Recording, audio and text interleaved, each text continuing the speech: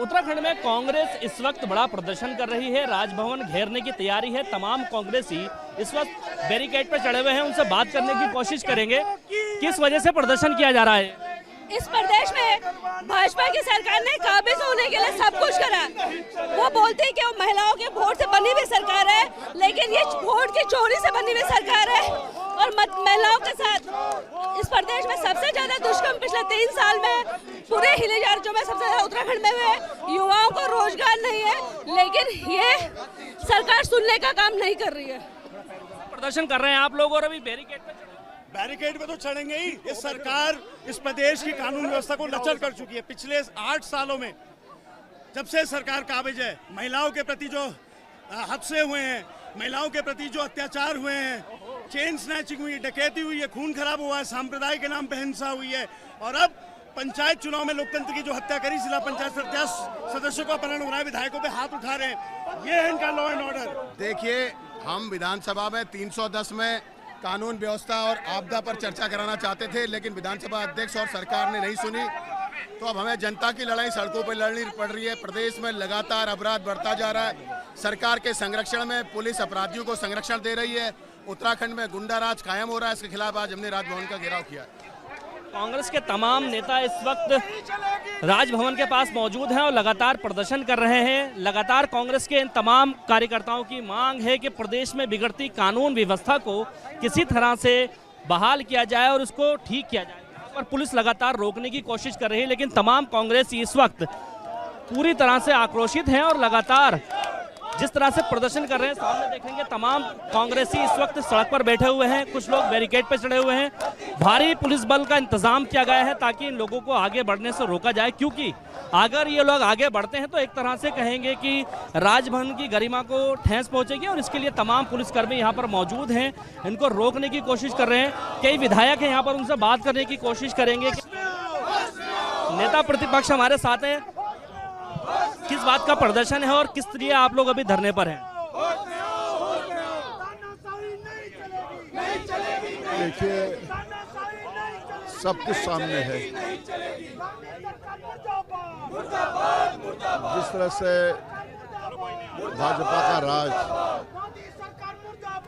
कानून व्यवस्था चरमरा गई है, ध्वस्त है। अपराधियों और माफियाओं का राज है। सरकार का, प्रशासन का पूरा संरक्षण है।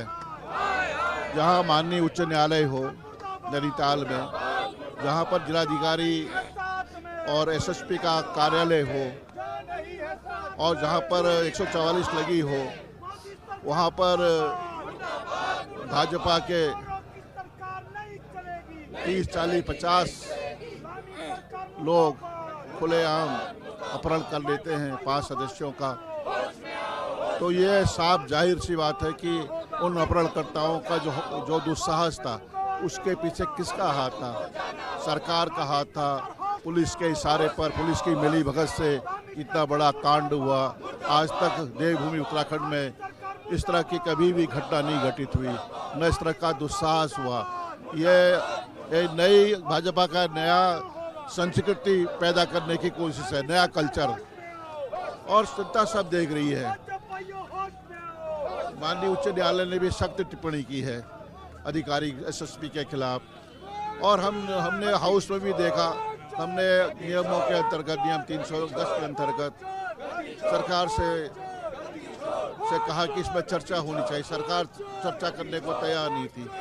हमने कहा था हम सदन में भी प्रमुखता के साथ इस मुद्दे को उठाएंगे, क्योंकि आज आम आदमी में डर और भय पैदा हो चुका है, और आम आदमी जो फरियादी है वो थाने और चौकियों में जाने से डर रहा है, कहीं उसके खिलाफ भी मुकदमा न कायम हो जाए। तो इन्हीं मुद्दों को लेकर हमने लगातार आवाज उठाई है। आज भी आपदा से पूरा प्रदेश प्रभावित है। धराली में मानव हानि हुई है, जनहानि हुई है, बुनियादी सुविधाओं से वहाँ के बासिंदे तरस रहे हैं। कोई इमदाद नहीं, कोई सहायता नहीं, और उससे थराली में भी भारी नुकसान हुआ है। हम 310 के अंतर्गत उसमें भी चर्चा की मांग कर रहे थे, लेकिन सरकार ने आनंद फानंद में 2 दिन में, 1.5 दिन में हाउस में बजट पारित करा लिया और चले आए। हम सड़क पर उतरकर, हमारा धर्म है, इसको आवाज को मजबूती देना चाहते हैं, जनता की आवाज को प्रखरता के साथ उठाना चाहते हैं और हम चुप बैठने वाले नहीं हैं। पूरी कांग्रेस एकजुट होकर इस लड़ाई को लड़ेगी। चलिए, तमाम कांग्रेसी इस वक्त धरने पर हैं और लगातार कोशिश है कि किसी तरह से राजभवन तक पहुंचे और अपनी बात को राज्यपाल के सामने रखें। फिलहाल पुलिस का पूरा इंतजाम है, सामने पुलिस की पूरी एक बैरिकेड लगाई हुई है। तमाम पुलिस के जवान इस वक्त यहाँ इनको रोकने की कोशिश कर रहे हैं और प्रयास ये है कि किसी तरह से इनको आगे न बढ़ने दिया जाए। फिलहाल कांग्रेसियों का कहना है कि संविधान की ये लड़ाई सड़कों से लेकर सदन तक जारी रहेगी।